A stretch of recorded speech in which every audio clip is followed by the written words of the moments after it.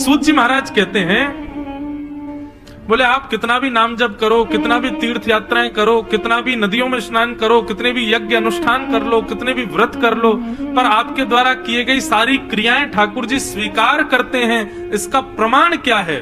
बोले इसका केवल एक प्रमाण है, क्या? कथा में रुचि होना। अगर आपकी कथा में रुचि नहीं है और आप दुनिया भर के यत्न करते हो, तो कहते हैं, स्पष्ट लिखा है, श्रम एव ही केवलम। आप केवल मेहनत कर रहे हो, ठाकुर जी उसको स्वीकार नहीं कर रहे। हनुमान जी महाराज हनुमान चालीसा में क्या कहते हैं गोस्वामी तुलसीदास जी? हनुमान जी को भले ही लोग लड्डू का भोग लगाते हैं, हनुमान जी को लोग चोला चढ़ाते हैं, लेकिन गोस्वामी जी ने यह वर्णन कहीं नहीं किया कि उनको चोला बहुत प्रिय है, ये वर्णन नहीं किया कि उनको लड्डू बहुत प्रिय है, ये वर्णन कहीं नहीं किया ऐसी माला उनको प्रिय है, ये वर्णन नहीं किया कि उनको गदा प्रिय है। क्या वर्णन करते हैं? बोले प्रभु चरित्र सुनवे को रसिया। वर्णन में हनुमान चालीसा में यही कहा कि उनको प्रभु चरित्र बहुत प्रिय है। और कितना प्रिय है तो श्री हनुमान जी के विषय में कहते हैं, यत्र यत्र रघुनाथ कीर्तनम तत्र तत्र कृतमस्तकांजलिम वाष्पवारी परिपूर्ण लोचनम मारुतिम नमत राक्षसांतकम। हनुमान जी, राम जी जब अपनी लीला पूरी करके जाने लगे गोलोक धाम, तो अयोध्या में असंख्य विमान आए सबको ले जाने के लिए। सब लोग विमान में बैठ गए, लेकिन हनुमान जी नहीं बैठे। राम जी बोले, हनुमान जी बैठो, जल्दी चलें गोलोक धाम, लीला पूरी हो गई हमारी। हनुमान जी आए, बोले भगवान बस एक चीज पूछनी थी। क्या? गोलोक धाम में आपकी कथा होती है? वहां पर वैष्णव जन आपके गुणानुवाद गाते हैं? राम जी बोले, भैया कथा वहां होती है जहां हमारा प्रत्यक्ष दर्शन नहीं हो पाता। गोलोक धाम में तो हम तुम्हारे सामने बैठे ही रहेंगे, जब हम देखने को मिल ही रहे हैं तो फिर वहां कथा सुनने की क्या जरूरत है? कथा तो वहां सुनी जाती जहां हमारा प्रत्यक्ष दर्शन नहीं हो पाता। हम पृथ्वी पर रहते नहीं है, इसलिए कथा के माध्यम से हमारा स्मरण किया जाता है। अब गोलोक धाम में तो हम तुम्हारे संग ही रहेंगे, तो फिर वहां कथा की क्या आवश्यकता?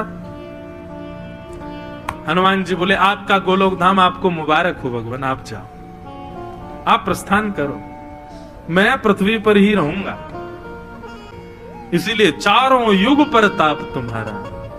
त्रेता में राम जी लीला पूरी करके चले गए, हनुमान जी नहीं गए। चारों युगों में है, सतयुग में भी है, त्रेता में भी, द्वापर में और कलयुग में भी है। क्यों नहीं जाते पृथ्वी छोड़ करके?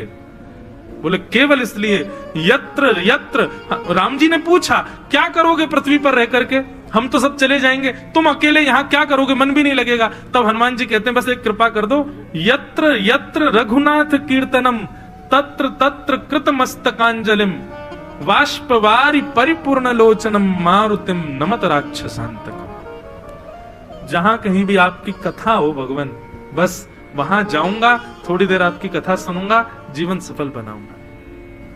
आप निश्चित मानिएगा बंधु, तांदूर में कथा चल रही है, इतने सारे वैष्णव आ रहे हैं, हमको और आपको नहीं पता चलेगा।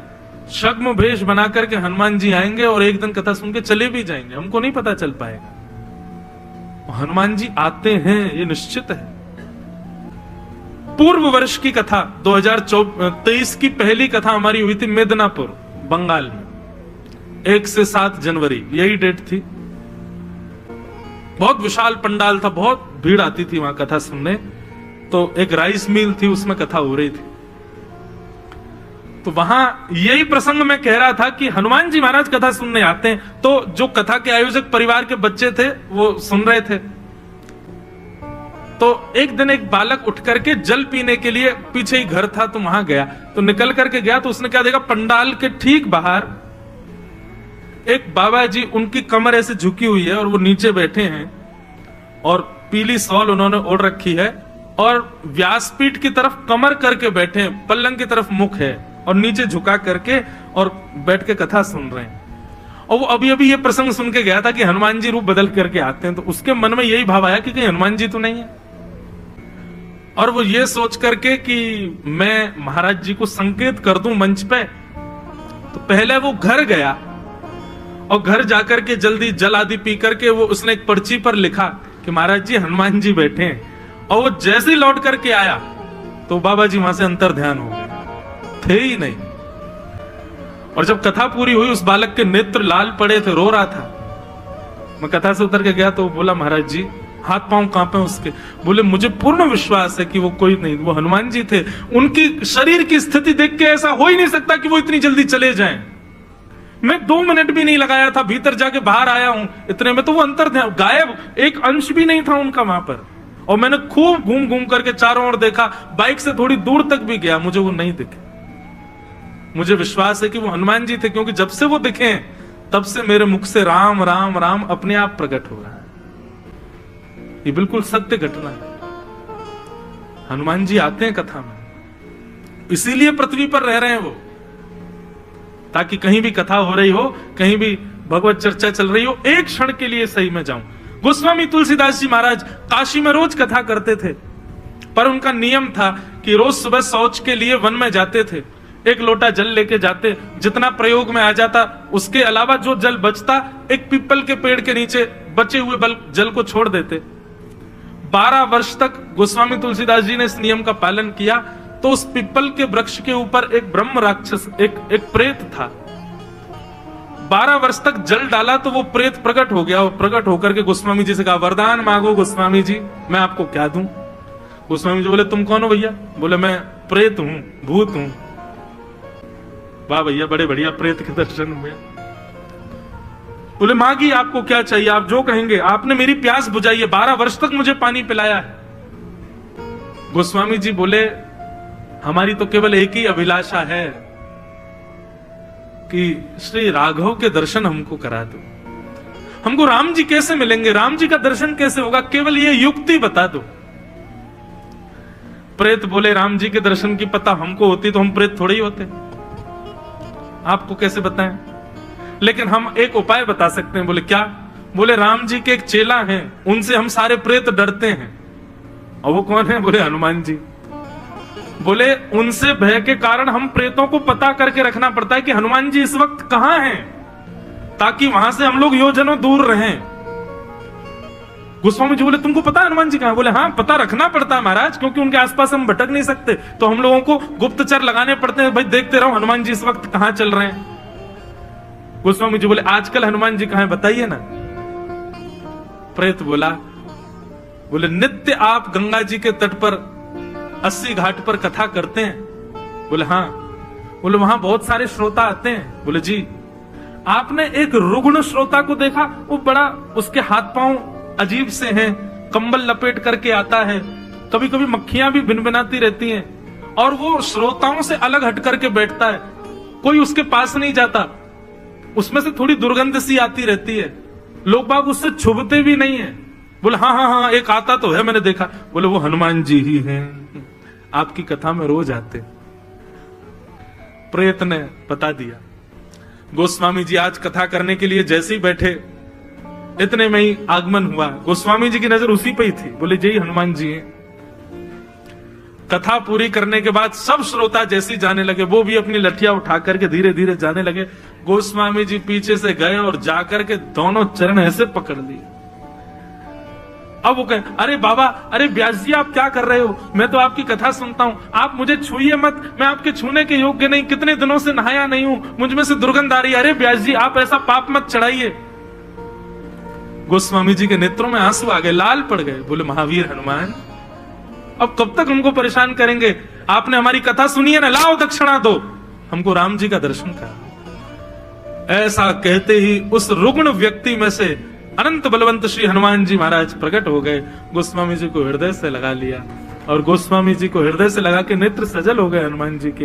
हनुमान जी बोले हे गोस्वामी जी, आपने दक्षिणा मांगी है ना, देते हम दक्षिणा। चित्रकूट चले जाइए, वहां गंगा तट पर बैठ करके प्रतीक्षा कीजिएगा, राम जी आपसे मिलने आएंगे। राम जी आए और अपने हाथों से तिलक करके गए श्री गोस्वामी जी का। तो हनुमान जी नित्य आते हैं कथा में, निश्चित है एक क्षण के लिए ही सही यहां भी आएंगे, हमें तो पूर्ण विश्वास है आते हैं। ये बात मैं क्यों कह रहा हूं भाई, कथा से प्रेम होना ये साधारण बात नहीं है। ये ठाकुर जी ने आपको स्वीकार किया है, इसका प्रमाण है कि आपको कथा से प्रेम हो रहा है, कथा में रुचि हो रही है, कथा सुनने में मन लग रहा है। ये ठाकुर जी के स्वीकार्यकरण का प्रमाण है। इसीलिए श्रीमद् भागवत में कहते हैं आप कथा में जाकर के देखिए, यदि आपका मन कथा में लग रहा है तो आपका नित्य तिरुपति जाना, नित्य नाम जप करना, गोवर्धन पूजा करना, अपने अपने गुरु मंत्रों का स्मरण करना, ये सब ठाकुर जी स्वीकार कर रहे हैं, इसीलिए कथा में मन लग रहा है।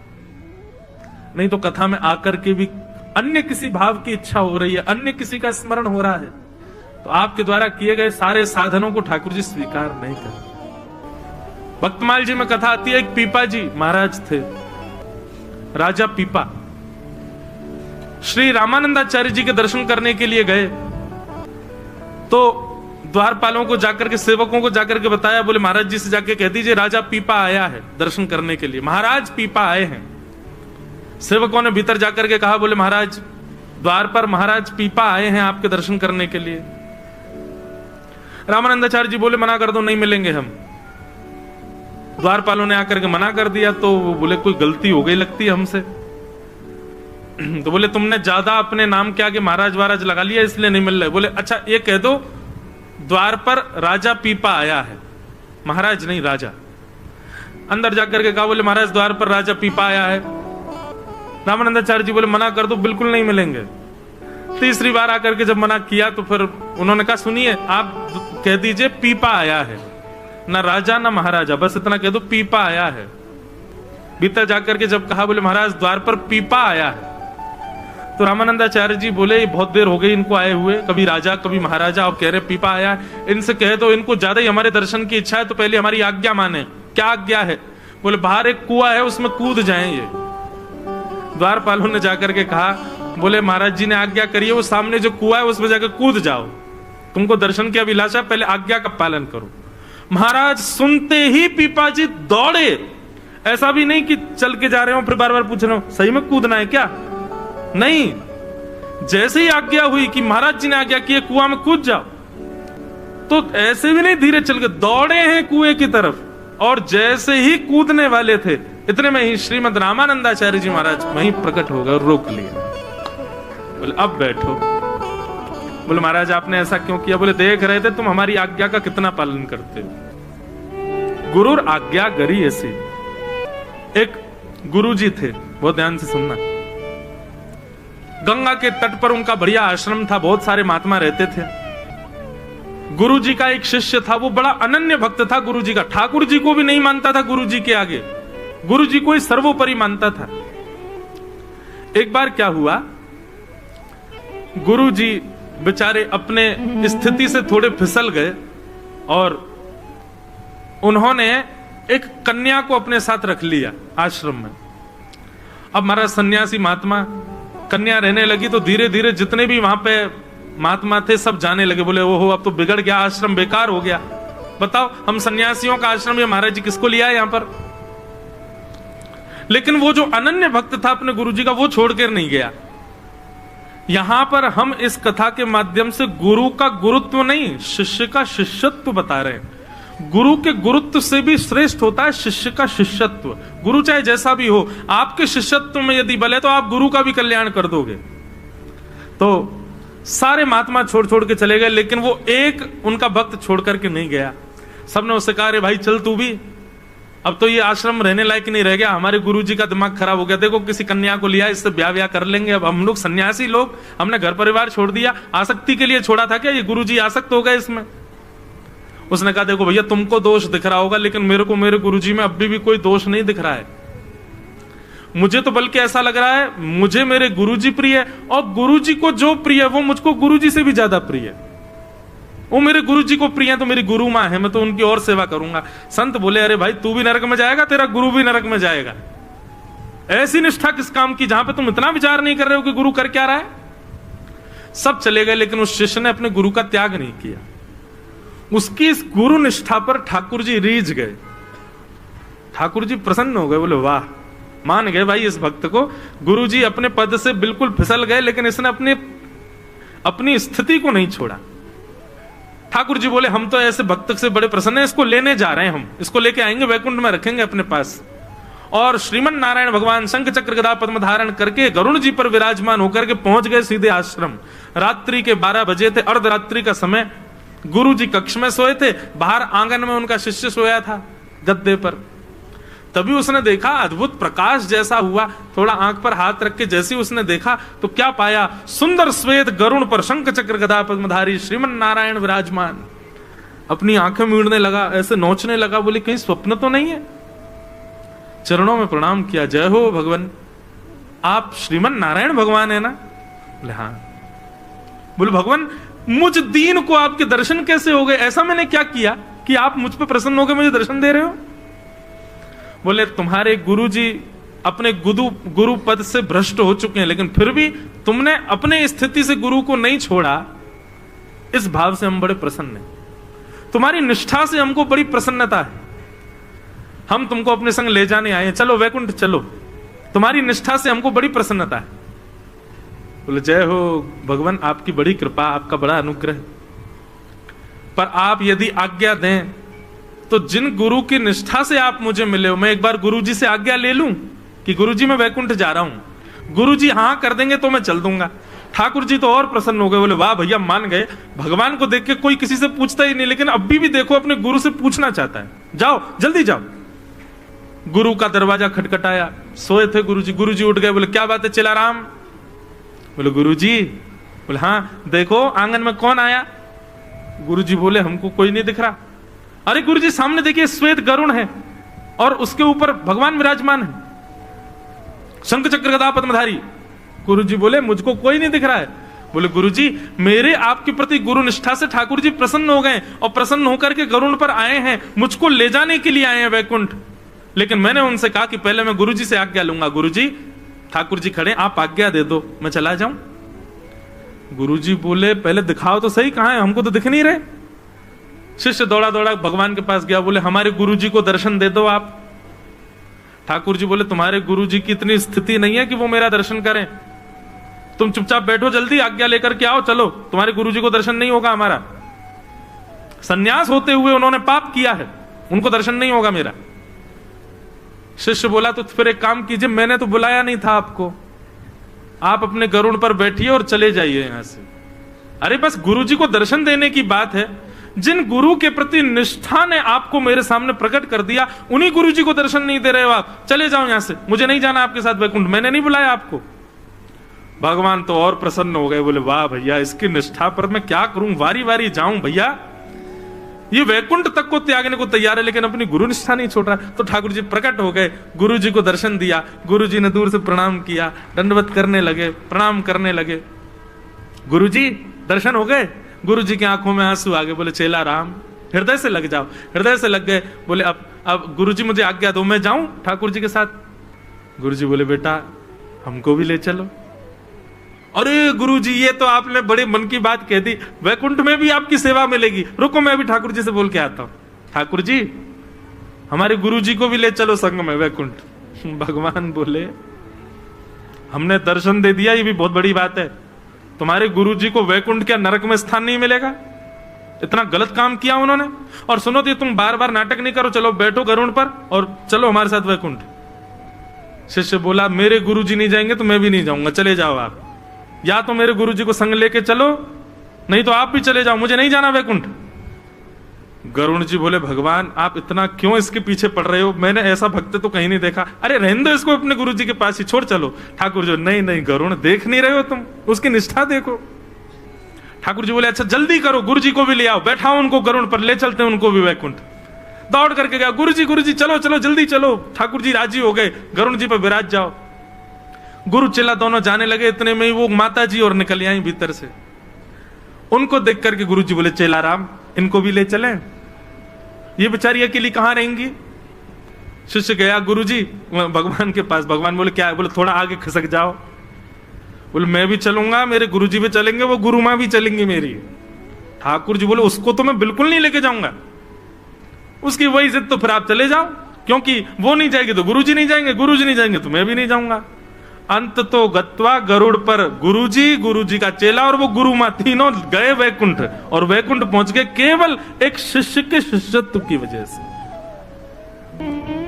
कुम्भन दास जी के, हमारे श्रीनाथ जी के 8 सखा हुए हमारे गोवर्धन में, एक उनमें से का नाम था कुम्भन दास जी।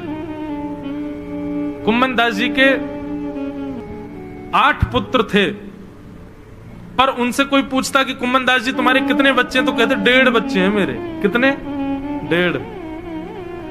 7-8 बच्चे थे, लेकिन बताते कहते 1.5 बच्चे हैं। क्यों? बोले एक बालक तो परिपूर्ण ठाकुर जी को समर्पित है, इसलिए वो पूरा मेरा बेटा है, और एक बालक है वो भक्ति नहीं करता लेकिन गौ सेवा करता है, इसलिए आधा मेरा बेटा है। बाकी भक्त नहीं है, इसलिए मैं उनको बेटा ही नहीं मानता। इसे कहते हैं अहितुकी भक्ति। महाराज बहुत बड़ी बात है, सुनने में आसान लग रहा होगा, लेकिन पुत्र को पुत्र के रूप में न स्वीकार करना ये कोई नहीं कर सकता, लेकिन पुत्र जब भक्त हो तभी उसको स्वीकार करना, ये कहते हैं अहेतुकी भक्ति। और अहेतुकी भक्ति का दूसरा अर्थ है कितनी भी तूफान आ जाए, कितनी भी जीवन, सुनने में आसान लग रहा होगा, लेकिन पुत्र को पुत्र के रूप में न स्वीकार करना ये कोई नहीं कर सकता, लेकिन पुत्र जब भक्त हो तभी उसको स्वीकार करना, ये कहते हैं अहेतुकी भक्ति। और अहेतुकी भक्ति का दूसरा अर्थ है कितनी भी तूफान आ जाए, कितनी भी जीवन में विपत्ति आ जाए, तब भी आपका विश्वास ठाकुर जी के प्रति डगमगाए ना। कुम्मन दास जी के चरित्र में आता है कि एक बार उनका जो आधा बेटा था, जिसको वो अपना आधा बेटा मानते थे, वो मर गया, उसकी मृत्यु हो गई। किसी ने जाके कुम्मन दास जी को बताया, बोले महाराज आपका गौशाला में गौ सेवा करने वाला पुत्र पधार गया। ये बात सुनते ही कुम्मन दास जी मूर्छित हो गए, गिर पड़े जमीन में। लोगों ने उठाया तो गली मोहल्ले में चर्चा होने लगी, बताओ अपने आप को भक्त कहते हैं, अरे इतनी पीड़ा, इतनी व्याकुलता तो सांसारिक व्यक्ति को नहीं होती कि पुत्र मरने की बात सुन के बेहोश हो जाए, और ये अपने आप को भक्त कहते हैं। पुत्र की वेदना इतनी भी सहन नहीं हो कि मूर्छित ही हो गए। किसी ने जाके गोसाई विठलनाथ जी से कहा कुम्मन दास जी के पुत्र पधार गए, लेकिन भगवान कुम्मन दास जी को जैसे ये खबर पता चली वो मूर्छित हो गए। गोसाई विठलनाथ जी बोले कुम्मन दास पुत्र की मरने की बात सुन के मूर्छित नहीं हो सकता, कारण कोई और है। और गोसाई विठलनाथ जी आए, मूर्छित पड़े थे कुम्मन दास जी, सोई उनके कान के पास जाकर के बोले हमको पता है तुम इसलिए मूर्छित हुए हो कि पुत्र मरने पर अब सूतक लग गए, 13 दिन तक भगवान का दर्शन नहीं कर पाओगे मंदिर में, लेकिन चिंता नहीं करो, हमें खिड़की से तुमको दिखा दिया करेंगे ठाकुर जी। सुनते ही कुम्मन दास जी ठीक हो गए, उठ के खड़े हो गए, प्रणाम करने लगे, जय हो भगवान। इसे कहते हैं अहेतुकी भक्ति। कितनी भी आपत्ति आ जाए, कितनी भी विपत्ति आ जाए, कितनी भी विडंबनाएं जीवन में क्यों ना आ जाएं, लेकिन आपकी भक्ति डगमगाए ना। एक प्रकार से मुझे ऐसा लगता है कि जीवन में प्रतिकूलताएं जब आती है ना, तब ठाकुर जी दोनों आंख खोल के आपको ही देखते हैं कि अब देखता हूं ये क्या करेगा। यदि उस समय आप उनको भूल गए, उस समय आप किसी भी प्रकार से उनसे विचलित हो गए, ठाकुर जी फेल कर देते हैं। फिर आपको बोले बस स्वार्थ भक्त है ये मेरा, विपत्ति आती भूल गया, विपत्ति आती देवता ही बदल दिए। नहीं, चाहे जीवन में जो हो जाए बंधुओं, आपकी स्थिति कभी डगमगाए ना, उसको कहते हैं अहेतुकी भक्ति। और यही हमारा परम धर्म है, और यही परम धर्म भागवत से प्राप्त होता है। अब आपको हम एक सामान्य सी बात बता रहे हैं, हम वक्ता हैं, मैं कोई अपनी पर्सनल बात ज्यादा कहता नहीं, लेकिन कह रहा हूं एक समझ में आए बात। इसलिए हमारे घर में जैसे संसार के लोग प्रायोरिटी देते हैं ना अपने परिवार के लोगों को, अपने ही जनों को, हम कथा में होने की वजह से व्यस्त हैं, इसलिए नहीं, क्योंकि कथा कहते कहते जीवन ऐसा हो गया, अब प्रायोरिटी किसी को नहीं देते। हमारी खुद की सगी बहन के ब्याह में हम 2 दिन पहले मुंबई से कथा करके पहुंचे, 2 दिन पहले। आज भी ऐसी स्थिति है कि अब सगी बहन के ब्याह में 2 दिन पहले आ रहे हैं, तो सोचो बुआ फूफा इन सब के यहाँ ब्याह में तो कहां ही पहुंच पाते होंगे। जहां संसार के लोग केवल व्यवहार निभाने में ही रहते हैं, ठाकुर जी की भक्ति, ठाकुर जी की कथा जीवन में आती है तो व्यवहार निभाने की इच्छा नहीं होती। हमारे वृंदावन में एक भोरी सखी हुई, वो भोरी सखी कहती हैं कि भक्ति जब जीवन में आती है तब क्या होता है, अलग अलग जीवन हो जाता है। एक वैष्णव जीवन प्रारंभ होने के बाद आप थोड़े अलग हो जाओगे संसार से। सीमित रहना, सिमट करके रहने की स्थिति हो जाएगी। इसे कहते हैं परम धर्म, और ये भागवत सिखाती है।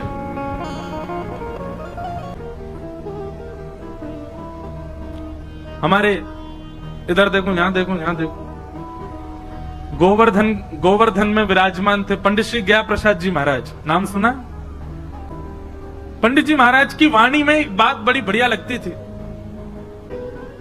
पंडित जी से किसी ने निवेदन किया कि पंडित जी, ठाकुर जी बहुत पीड़ा दे रहे हैं, ठाकुर जी बहुत परीक्षा ले रहे हैं, ठाकुर जी जीवन में बहुत संकट दे रहे हैं, आप कछु आज्ञा करो, कहा करूं, जो काम करूं सब बिगड़ जाए, घर परिवार में कछु बन नहीं रहे हो, पत्नी मान नहीं रही है, बच्चा सुने ना है, हे पंडित जी महाराज कछु आज्ञा करो।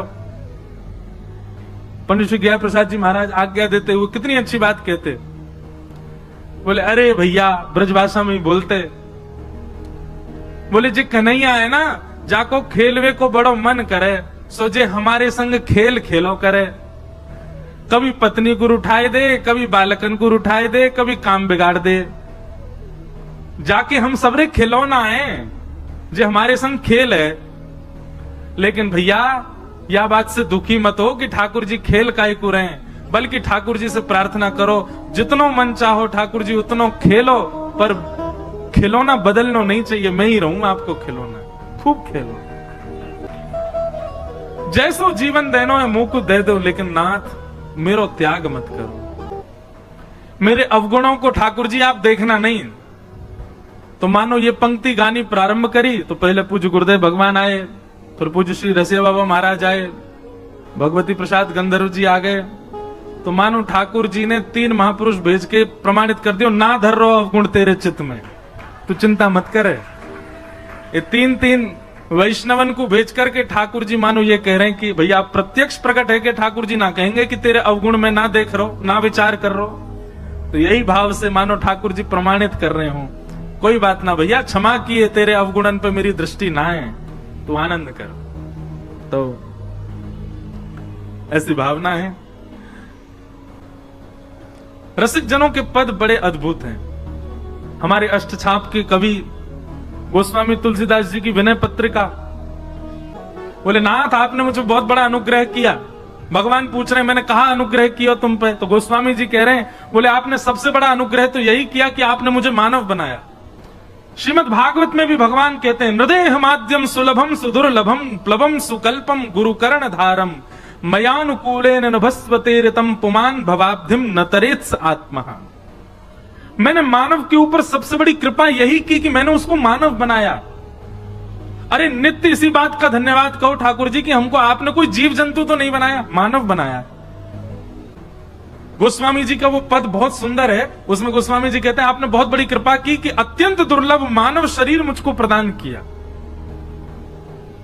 पर ठाकुर जी हम एक अनुग्रह और आपसे चाहते हैं, एक अनुग्रह और कर दो। भगवान कह रहे हैं अब क्या चाहिए? तब गोस्वामी जी कहते हैं कि संसार रूपी विषय सरोवर में मेरी मन रूपी मछली घूम रही है। बहुत ध्यान से सुनना, संसार रूपी विषय सरोवर में मेरी मन रूपी मछली डोल रही है। कभी या मन रूपी मछली को मन पानी पूरी पे अटक जाए, कभी डोसान पे अटक जाए, कभी लस्सी पे अटक जाए, कभी ब्रजवासी पेड़ा पे अटक जाए, कभी कहीं अटक जाए, कभी पल्ली गरीवारी पे अटक जाए, कभी छतवारी पे अटक जाए, कभी कहीं अटक जाए। हे ठाकुर जी हमारी मन रूपी मछली संसार रूपी विषय सरोवर में घूम रही है। भगवान बोले तो हम क्या करें? बोले जिस प्रकार मछली पकड़ने वाला एक बांस में धागा डाल करके सरोवर के तट पर आकर के बैठता है और उस धागे में एक कुछ सामग्री लगा करके उसको नदी में फेंक देता है, सरोवर में फेंक देता है और फेंक करके मछली पकड़ने की प्रतीक्षा करता है, बैठ करके खड़ा रहता है वहीं पर ही। भगवान बोले तो बोले नाथ ऐसे ही आप अपनी कृपा रूपी वंशी लेकर के और अनुग्रह रूपी वो धागे में कछु कृपा बांध करके या विषय रूपी सरोवर में छोड़ दो। भगवान बोले तुम क्या करोगे? बोले आप खड़े खड़े इंतजार करो, विषय में घूमते घूमते घूमते घूमते जा दिन मेरो मन रूपी मछली आपके वह कृपा रूपी सामग्री से आकर के टकरा जाए, जैसे ही वह कांटे में फंस जाए सोई रस्सी खींच करके मुंह को बाहर निकालनी हो। अब सुनने में तो आप लोगों को बड़ा सामान्य लगा, लेकिन ये भगवान को आज्ञा क्या दी जा रही है? आप आकर के सरोवर पर इस विषय रूपी नदी में कृपा रूपी डोर से अनुग्रह रूपी रस्सी डाल करके बैठे रहो, प्रतीक्षा करो। मैं यत्न नहीं करूंगा आपके पास आने का, आप बस कृपा रूपी रस्सी डाल के बैठे रहो। काउ दिना गलती से मैं टकरा जाऊं सो मुझको बाहर निकाल लियो। भगवान बोले गोस्वामी जी बड़े चतुर हो आप, ऐसी चतुराई भक्तन में अच्छी है। सांसारिक चतुराई ठाकुर जी को प्रिय नहीं, लेकिन भक्ति में चतुराई हो तो ठाकुर जी को बहुत बढ़िया लगे। तो हम किस विषय पर चर्चा कर रहे थे? अर्जुन। भगवान ने अर्जुन को ही क्यों स्वीकार किया? महाभारत में इतने पात्र हैं, केवल अर्जुन ही क्यों प्रिय ठाकुर जी को? क्योंकि अर्जुन ने पूर्ण समर्पण किया है। करिष्ये वचनम तव, आप जो कहोगे वो मेरे लिए अध्यादेश है, उसके आगे किंतु परंतु नहीं कहूंगा मैं। इसलिए भगवान ने अर्जुन को स्वीकार किया।